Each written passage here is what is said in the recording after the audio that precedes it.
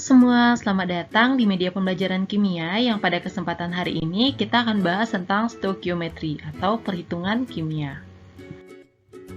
Nah, kalian jangan takut dahulu ya, baru mendengar kata stoikiometri, kita bisa pelajari kok, jika ada kemauan.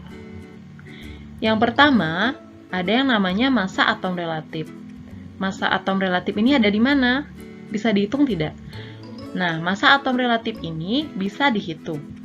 Nah, kita simbolkan massa atom relatif itu adalah AR. AR, misalnya unsur X, massa rata-rata satu atom X per 1/12 kali massa satu atom C12. Itu adalah cara menghitungnya. Namun, di mana kita bisa melihat hasil dari perhitungan ini? Kita bisa melihatnya dari tabel periodik unsur. Nah, ini Ibu buatkan, Ibu potong ya tabel periodik unsur, yang mana di tabel periodik unsur yang kalian miliki pasti ada yang namanya lambang unsur, kemudian namanya, kemudian ada nomor atom, dan massa. Massa unsur inilah yang disebut dengan massa atom relatif. Misalnya, karbon nomor atomnya 6, massa atomnya adalah 12. Begitu juga dengan oksigen, nomor atomnya 8, massa atomnya adalah 15,99 atau 16 ya.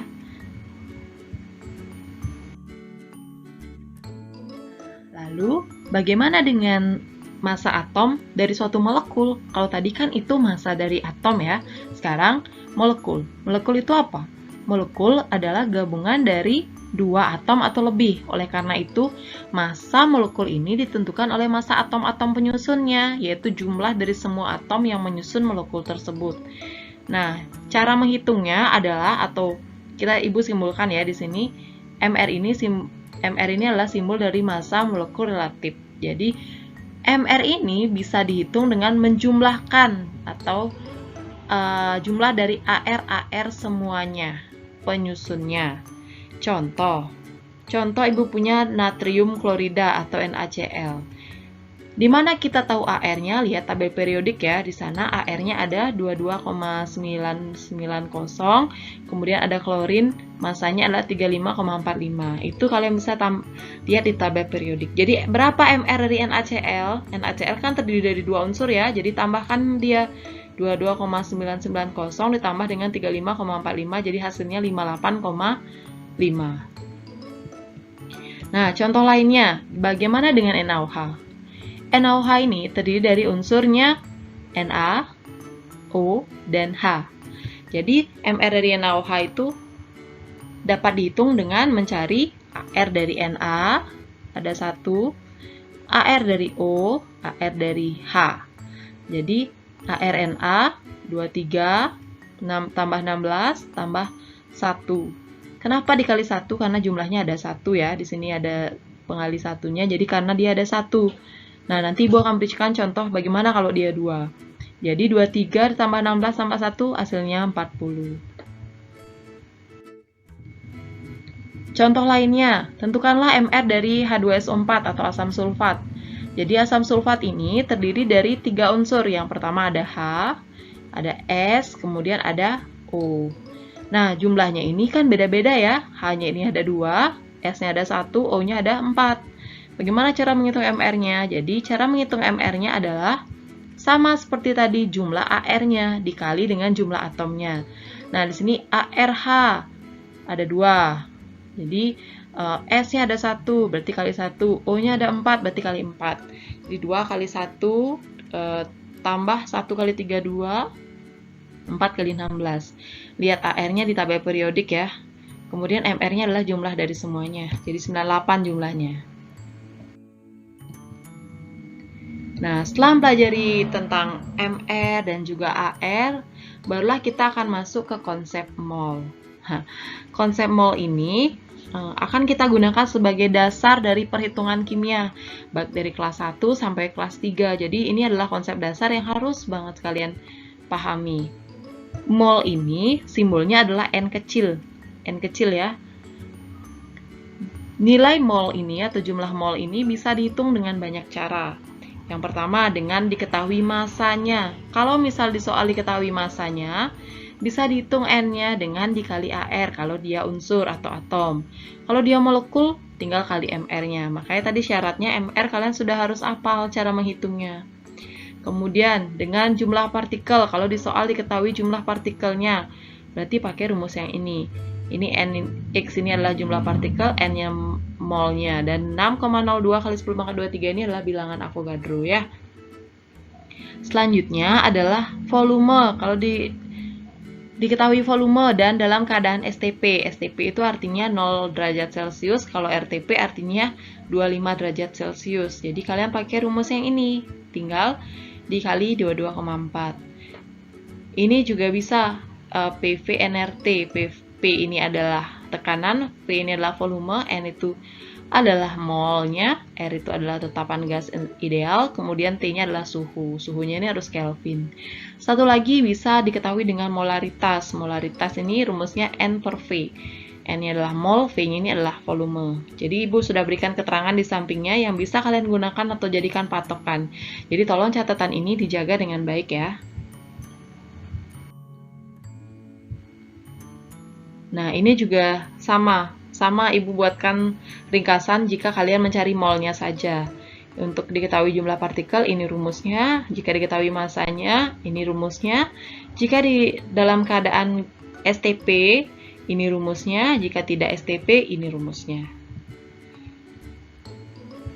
Nah, kita coba contoh soal ya. Nah, misalnya, berapakah volume dari 23 gram gas NO2 yang diukur pada tekanan 1 atmosfer dan suhu 27 derajat Celcius, yang mana AR dari N itu adalah 14, O-nya adalah 16.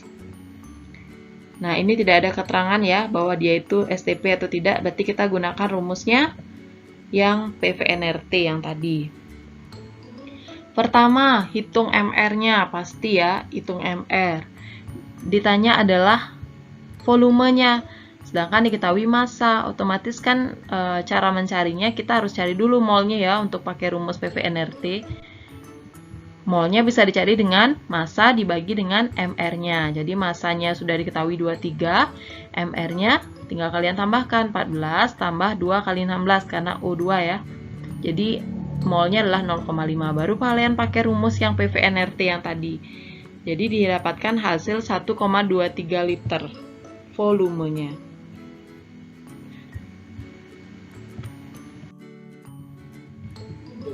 Contoh soal 2, yaitu jika diketahui dalam keadaan STP, volume dari 4,25 gram gas sebesar 2,8 liter. Maka, berapa massa molekul relatif gas tersebut? Nah, jika seperti ini, sudah pasti STP ya. Kita pakai rumus STP-nya. N sama dengan volume per 22,4. Volumenya adalah 2,8 liter, bagi 22,4 yaitu 0,125.